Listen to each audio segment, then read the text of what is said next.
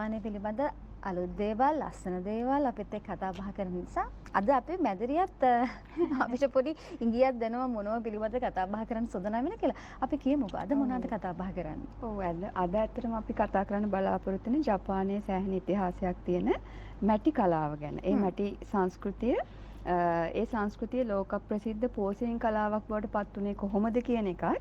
ඒ උරුමය ලංකාවේ ජීවමාන කරගෙන යන නොරිටක්කේ පෝසලින් ගැනත් අපි කතා කරන්න බලාපොරොත්තු වෙනවා. ඒ වගේම කියන්න ඕනේ අපි දැන් මේ මැටි කර්මාන්තය ගැනනේ කතා කරන්නේ. එතකොට මේ මැටි කර්මාන්තයේ මැටි කියලා කියන්නේ මැටි කලාව කියලා කියන්නේ ඒකේ මුල් ස්වරූපය. ඒකට ඒ කලාවට තාක්ෂණය එකතු කරලා ඒක සුන්දර කරලා තවදුරටත් උපමට්ටම් කරලා ගන්න එක තමයි පෝසලින් කලාව කියලා කියන්නේ. එතකොට අපි කතා කරොත් එහෙම ජපානයේ අනිවාර්යෙන් අපි හිස්ටරි එක පොඩ්ඩක් කතා කරනවානේ. එතකොට ජපානයේ කොහොමද මේ මැටි කලාව ආවේ කියලා හිස්ටරි එක කතා කරොත් එහෙම ඇත්තටම ජපානය කියලා කියන්නේ ඒ කියන්නේ මැටි කර්මාන්තයේ යුග ගණනාවක් තිස්සේ ආපු එක්තරා සංස්කෘතික කලාවක් එක. එතකොට ජපානයේ ඉතිහාසය ගැන කතා කරොත් එහෙම ඒ ඉතිහාසය යුග ගණනාවක් පස්සට යනවා. පස්සේ ඉඳගෙන තමයි එන්නේ. මේ යුග කියලා කිව්වම මම පොඩ්ඩක් කියන්න මූලික යුග ටික කොයි වගේද කියලා එන්නේ.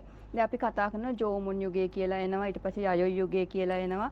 ඊට පස්සේ කෝෆුන් යුගය කියලා එනවා. අසුක යුගය, නරයු මේ යුග ගණනාවක් ඇවිල්ලා අපි අද රේව යුගයේ ඉන්නවා. ඒ වගේ යුග වලින් යුග වලට මේ මැටි කර්මාන්තේ වර්ධනය වෙලා ඇවිල්ලා තියෙනවා. ඉතින් මුලින්ම කියන්න ඕනේ ජපානයේ පළවෙනිම මැටි භාණ්ඩය හම්බ වෙලා තියෙනවා.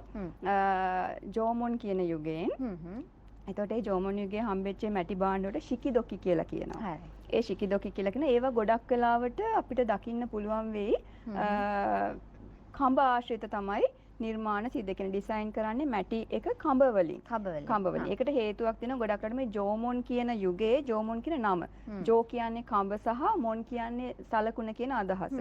එතකොට මේ ජෝමුන් කියන අදහසත් එක්ක කඹ තමයි මේ යුගයේ ගොඩාක් මේ නිර්මාණ වලට දායක වෙලා තියෙන්නේ මැටි නිර්මාණ වලට. ඒ වගේම තව දෙයක් තිබිලා තිනවා ඒගොල්ලෝ මුලින්ම මැටි බෝනික්කෝ හදලා තියෙනවා. ඒ මැටි බෝනික්ක දොගු කියලා කියනවා. ඒ ගොඩක්ම කාන්තා ස්වරූප තිබිලා තියෙන්නේ. මෙහෙම ආපු එක ඊළඟ යුගයේ යයොයි කියන යුගයට එනකොට චුට්ටක් වෙනස් වුණා.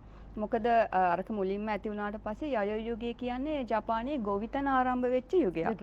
එතකොට ඒ කාලෙදී මිනිස්සු අර ජන ජීවිතයේ ගම්මාන වලට හුරු වෙනකොට ඒගොල්ලන්ගේ අවශ්‍යතාවය වැඩි වෙලා තියෙනවා. මොකද මේ මැටි භාණ්ඩවල මේ නිෂ්පාදන තැම්පත් කරන්න, ගබඩා කරන්න, වතුර ගබඩා කරන්න, ආහාර පිසින්න මේ වගේ දේවල් වලට ඒගොල්ලෝ අර ජෝමන් යුගයේ වගේ සංකීර්ණ කලා නිර්මාණ නෙමෙයි, බොහොම සරලව ප්‍රායෝගික දෛනික ජීවිතයට පහසු විදිහට භාණ්ඩ ගොඩක් නිෂ්පාදනය කරගෙන තියෙනවා. ඒ වගේම කියන්නෝනේ යයොයි යුගය කියන එකේ ජපාන්ට කොරියාවෙන් සහ චීනෙන් අවශ්‍ය ගොඩක්ම ඇවිල්ලා තියෙන බලපෑම ඇවිල්ලා තියෙන මේ යුගයේ. එතකොට ඔය කොරියාවේ තිබිලා තියෙනවා තාක්ෂණයක් මැටි කර්මාන්තය සම්බන්ධව කින් තාක්ෂණය කියලා නේ. කින් ටෙක්නොලොජි කියලා කියන්නේ මම හිතන්නේ උඳුන් තාක්ෂණය කියලා නේද? ඒ උඳුන් තාක්ෂණය කියන එක ජපාන්ට ඇවිල්ලා තියෙනවා මේ යුගයේදී.